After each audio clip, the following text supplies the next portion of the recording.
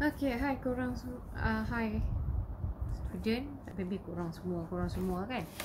Ni kita nak cerita pasal chapter kerja, tenaga dan kuasa. Tak silapnya ada kemungkinan kita mungkin tak cover sampai tenaga, kerja. Kita tengok sampai mana kita boleh cover.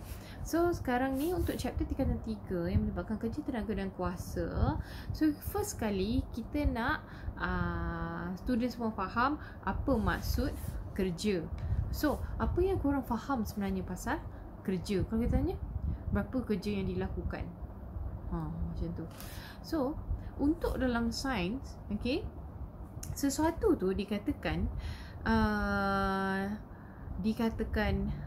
kerja, maksudnya kerja berlaku ataupun tidak apabila suatu objek, korang bayangkan ada satu objek besar, berat, okay, nak tengok kerja dilakukan ataupun tak. Lepas tu korang kenakan daya, okey, daya tolakan. Tak kisahlah daya tolakan ke ataupun daya tarikan. Okey, so katakanlah tadi objek tu berat kan. Okey, first kali kawan ni dia guna daya tarikan. Okey, dia tarik. Okey, korang nampak kat sini kan, daya melibatkan arah. Okey, so dia tarik. Tapi objek tu tak bergerak pun. Katakanlah amount daya yang dia kenakan adalah dalam katakan 100 Newton. So tarik, tak nak bergerak. Okey, ada lagi pula seorang ni, orang B, dia kenakan daya tolakan pada satu objek yang berat tadi. So dia tolak, kenakan daya tolakan. So daya tolakan ni dia pergi ke arah depan. Okay, so dia tolak macam tu. Tadi dia tarik ke belakang. Okay, daya adalah daya dia ada arah lah. Okay, so sekarang ni dia tolak. Dia mengenakan daya tolakan yang dikenakan ke atas objek tersebut. Katakanlah nilai dia dalam 150 Newton. Maksudnya lebih 50 Newton lah dekat situ. Dan objek tu bergerak. So korang nak cakap mana satu? Yang tadi, yang first yang kena daya tarikan ni melakukan kerja, ataupun yang B ni melakukan kerja? So of course lah B. Sebab takrif bagi kerja ialah, kalau dari segi formulanya di sini kita dah tulis dah siap-siap. Okey, kerja sama dengan apa dia? Daya darab dengan jarak. Okey, distance lah, tapi dia guna S kat situ. Okey, work equals to force times dengan distance ataupun kalau yang kita punya yang ni kita panggil dekat sini sesaran, ya, sesaran tak silapnya. Sesaran kalau English displacement. Okay, so kita tengok kat sini work tadi, kerja, sama dengan iaitu daya yang dikenakan, lepas tu darab dengan jarak. Okay, so maknanya kalau kita tahu kat sini, lagi besar daya yang kita bekalkan, okay, maknanya makin kuat daya yang kita bekalkan, so maknanya kerja yang dilakukan makin tinggi. Sama juga kalau katakan dekat sini pergerakannya, okey, jarak yang dilalui tu, maksudnya dia bergerak lebih jauh, maksudnya nilai pada W ni akan makin meningkat. Jadi kita tahu nilai tenaganya makin tinggi. Okey, sebenarnya W sama dengan F darab S. So kalau kita nak tahu nilai tenaga yang dikenakan, daya yang dikenakan berapa, darab dengan jarak yang pergerakan objek tersebut. Contohnya lah, kalau katakan korang applykan daya yang dikenakan adalah 400 Newton, lepas tu pergerakan objek tu sejauh 2 meter. Okay, so 400 darab dengan 2, so korang akan dapat dekat sini 800 Newton meter. Tak pun tenaga unit dia adalah joule. Selain Newton meter, dia juga kita boleh gantikan dia dengan apa tadi? Joule. J-O-U-L-E. Joule. Okay. So, kalau dia tanya tenaga ni kuantiti apa? Skala ke vektor? Mana satu? Dia kuantiti skala ke vektor? Lepas tu ni nak tanya ni, apa tu kuantiti skala dengan vektor? Pernah belajar tak sebelum ni kuantiti skala tu apa? Ataupun pernah tak korang faham apa tu kuantiti skala, apa tu kuantiti vektor? Okay, so dengar betul-betul. Sini apa tu kuantiti skala, apa tu kuantiti vektor. Okay, kuantiti skala, okay, dalam fizik lah selalu ni dia suka tanya ni kuantiti, dia akan mention benda ni kuantiti skala ke, benda ni kuantiti vektor. So kalau dalam fizik, kuantiti skala adalah sesuatu yang hanya melibatkan magnitude. Apalah pula magnitude ni, kan? Magnitude ni dia hanya melibatkan nilai yang berangka. Okey, contoh magnitude dekat sini jisim 40 kg. Okey, 40 kg. Okey, jisim dia tidak melibatkan arah. Tapi kalau katakan daya ataupun berat, okey, ia melibatkan arah. Contohnya tadi jisim 40 kg. Tapi kalau katakan kita nak kira berat dia di bumi, jisim tadi, okey, nak tahu dia berat di bumi, dia akan didarabkan dengan 10 Newton, di mana kita punya daya tarikan graviti ke bawah adalah 10 Newton. So ataupun daya yang dikenakan, daya, yes, daya, senang cerita, daya melibatkan arah. Okey, macam kalau kita nak tahu daya tolakan yang dikenakan tu, daya tolakan yang dikenakan adalah 40 Newton. Okey, 40 Newton. Tapi daya tolakan maksudnya dia menunjukkan arah. Jadi daya merupakan kuantiti vektor. Manakala jisim tadi tidak. Jisim tidak dipengaruhi oleh arah. Letaklah mana-mana saja, macam tadi kan jisim. Korang katakan korang pergi bulan. Dah teruk sangat dah COVID dekat bumi ni, kita pergi bulan. Nak terbang pun tak boleh. Okey, so fikirlah macam mana tiba-tiba korang nak pergi bulan. Macam mana pun, jisim tetap sama. Kalau katakan 40 kg korang dekat bumi, dekat bulan juga 40 kg. Tapi kalau kita kata berat, tarikan graviti, tarikan ke bawah tu masing-masing punya nilai yang berbeza. Jadi dekat sini berat, berat di bulan adalah berbeza, lebih kecil berbanding di bumi disebabkan oleh tarikan graviti ke bawah melibatkan arah berbeza. Jadi dekat sini kita boleh kata itu duduk dalam kuantiti vektor. Okey, tapi jangan confuse pula dengan kerja. Ya, kerja merupakan kuantiti skala walaupun ia melibatkan tadi daya. Daya ada arah.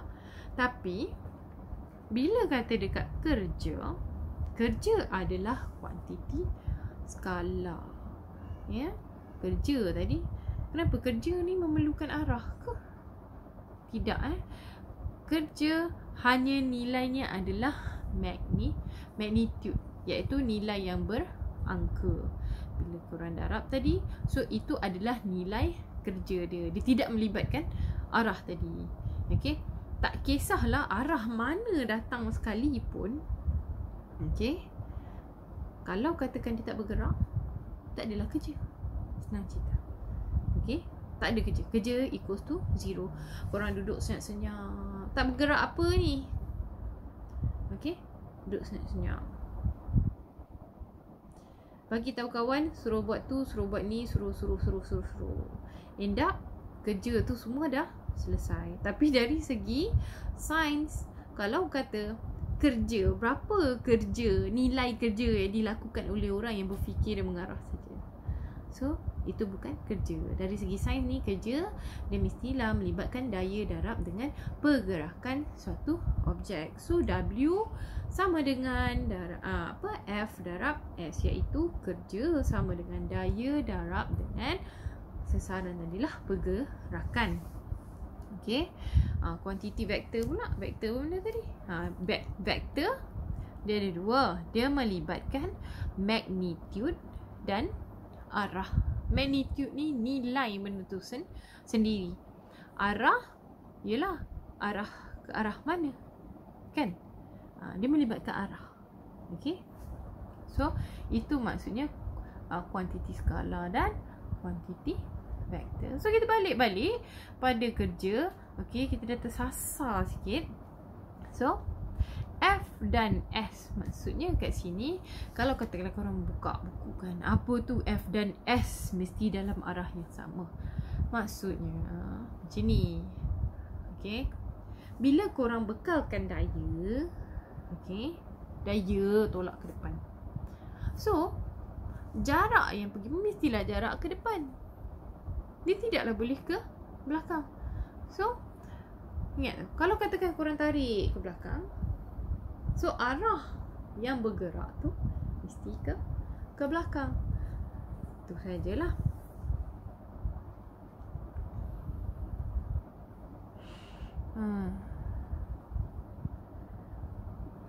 Okey, kita tengok kat sini apa lagi pasal kerja. Okey. So 1 joule ni tadi kita cerita pasal unit bagi kerja. Selain daripada Newton meter, kita juga guna dia sebagai joule. 1 joule bersamaan dengan 1 Newton meter. Senanglah. Okey, katakanlah daya tadi 10 Newton. Jarak yang menyebabkan objek itu bergerak 2 meter. So M. Okey. So berapa tadi? Daya ni kena 10 kan? 10 yang pergerakan dia adalah 2 meter. So 10 darab 2 sama dengan 20 Newton meter. So 20 Newton meter bersamaan juga kalau korang tulis dia 20 joule. Okay. So kalau katakanlah korang kena tahulah 1 joule bersamaan dengan 1 Newton meter. Tapi manalah tahu kalau ada soalan yang dia bagi daya dalam Newton, lepas tu dia bagi pergerakannya adalah dalam 50 cm. So korang jawapan Newton centimeter. Boleh tak nak tukar jadi joule? Unit tu joule. Jangan. Salah tau. Ingat, Nm tadi kita cerita pasal Newton. Newton meter sama dengan joule. Maknanya 1 Newton meter, 1 Newton meter, kita tengok yang bawah ni, 1 Newton meter bersamaan dengan 1 joule. Kalau katakanlah unit tu bukan meter, contohlah dia bagi apa? Work darab F dengan S. So tengok balik yang bawah ni, kertas sharp yang kita ada. Okey, apa je kertas yang ada kat sini, kita cekau je. So work sama dengan F darab S. So kita nak tahu F dibekalkan 10 Newton darab dengan 20 cm. Okey, bila korang darabkan, korang akan dapat Newton centimeter. Iaitu sama dengan 200 Newton centimeter. Newton centimeter. Ni jangan dah dapat 200 Newton centimeter, korang tulis kat situ jawapan sama dengan 200 joule. Salahlah besar, sebab untuk dia dah jadi joule, dia kena Newton meter juga. So first kali apa yang korang kena buat, sentimeter ni tukar jadi meter. Bagilah 100. Tak susah mana pun. Bagi 100. So kat sini 10 Newton darab dengan 20 20 bagi 100. So 1, 2. So dia akan jadi 10 Newton darab dengan 0.2 meter. 10 darab dengan 0.2 meter, dia akan jadi 2 Newton meter. Ni tengok tu betul-betul. Okay, so 10 Newton darab dengan 20 cm. So korang tukar dulu yang 20 cm tu, tukar jadi meter. Bahagi je dengan 100. Okay, dah dapat tu, akan dapat jawapan sebagai 2 Newton meter. Barulah kita boleh tulis dia sebagai 2 Joule. Janganlah pula tertipu nanti dengan soalan. Okay, dah dapat tu sentimeter, korang tukar sama dengan Joule. Tak boleh, kena tukar dulu jadi meter. Kalau ada soalan, dia memanglah suka buat trik-trik terhebat macam tu kan, dia nak korang fikir. Kita tengok takrifan dia.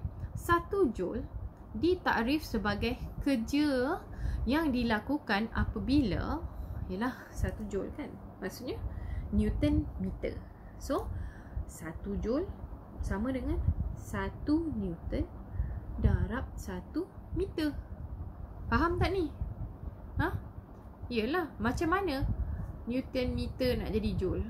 Kan kita tahu 1 Newton meter bersamaan dengan 1 Joule. Jadi 1 Newton darab dengan 1 meter, dapatlah 1 Joule. So kita tengok takrifan kat sini. Dalam buku teks pun mesti ada. 1 Joule ditakrifkan sebagai kerja yang dilakukan apabila 1 Newton, okey, apabila daya 1 Newton dia menggerakkan objek. Korang kenakan 1 Newton je daya. Lepas tu korang katakanlah korang kenakan, okey, korang guna force korang tu, so benda tu gerak, korang tolak dengan keadaan 1 Newton saja. So dia boleh bergerak sejauh 1 meter. So tolak 1 Newton. Okey, daya yang korang kenakan sikit je, 1 Newton, tapi dia boleh bergerak sejauh 1 meter. So itu yang dimasukkan dengan equals to 1 Joule. Ingat, 1 Joule ditakrifkan sebagai kerja yang dilakukan apabila daya yang kita kenakan tu 1 Newton. So daya tu membolehkan objek tu bergerak sejauh 1 meter. Okey, mengikut arah daya itulah. Okey, so kita stop sekejap. Sekarang panjang sangat video ni, dia nak upload pun lama. So kita buat, sekarang kita masuk video part 2. Still kerja.